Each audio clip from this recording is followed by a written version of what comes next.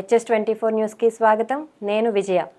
మాజీ మంత్రి దగ్గుబాటి వెంకటేశ్వరరావు రచించిన ప్రపంచ చరిత్ర పుస్తకావిష్కరణ సభ విశాఖలో గీతం విశ్వవిద్యాలయంలో వైభవంగా జరిగింది. ఈ కార్యక్రమానికి సీఎం చంద్రబాబు, మాజీ ఉపరాష్ట్రపతి వెంకయ్య నాయుడు, కేంద్ర మంత్రి నిర్మలా సీతారామన్, ఎంపీ పురంధేశ్వరి తదితరులు హాజరయ్యారు. ఆది నుంచి అంతం వరకు అన్నీ రచించా. ప్రపంచ చరిత్ర రాసేందుకు అనేక విషయాలు తెలుసుకోవాల్సి వచ్చిందని దగ్గుబాటి వెంకటేశ్వరరావు తెలిపారు. ప్రపంచ నేతలు, తత్వవేత్తల గురించి పూర్తిగా అధ్యయనం చేసినట్లు వివరించారు.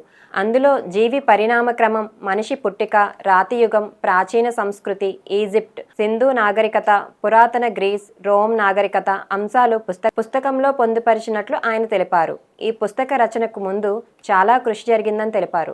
భారత చరిత్రను కూడా రాయాలి. తెలుగులో దగ్గుబాటి రాసిన ప్రపంచ చరిత్ర పుస్తకాన్ని ఆవిష్కరించడం సంతోషంగా ఉందని మాజీ ఉపరాష్ట్రపతి వెంకయ్య నాయుడు గారు అన్నారు. రాబోయే తరాలకు జ్ఞానం, విజ్ఞానం అందించాలని మన పెద్దలు ఎప్పుడూ చెబుతుంటారని, ప్రపంచ చరిత్రలో జరిగిన పరిణామ క్రమాన్ని సరళమైన భాషలో తీసుకురావడం అభినందనీయమని కొనియాడారు. భారత చరిత్రను కూడా రాయాలని ఈ సందర్భంగా దగ్గుబాటి వెంకటేశ్వరరావును వెంకయ్యనాయుడు గారు కోరారు. ఎవరూ చేయని సాహసాన్ని చేశారు. ఎన్ని కష్టాలున్నా సంతోషంగా కనబడే వ్యక్తి వెంకటేశ్వరరావు గారని సీఎం చంద్రబాబు కొనియాడారు. ప్రపంచ తత్వం, నాయకత్వంపై అధ్యయనం చేసి పుస్తకాలు రాశారని అన్నారు. వెంకటేశ్వరరావు నా తౌడలుడని, ఎన్టీఆర్ వద్ద ఇద్దరం అన్నీ నేర్చుకున్నామని తెలిపారు.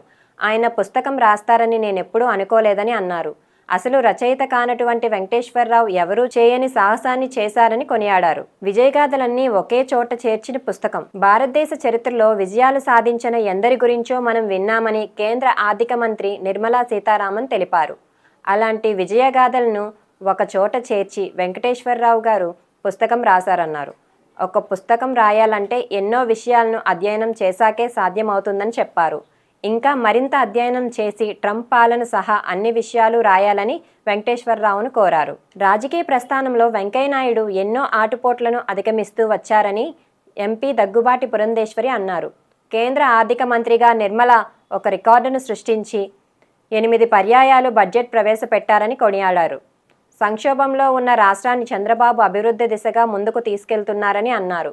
35 ఏళ్ల సుదీర్ఘ రాజకీయ ప్రస్థానంలో మచ్చలేని నాయకుడిగా వెంకటేశ్వరరావు నిలిచారని చెప్పారు. ఇలాంటి మరిన్ని అప్డేట్స్ కోసం keep watching HS24 news. Please like, share and subscribe.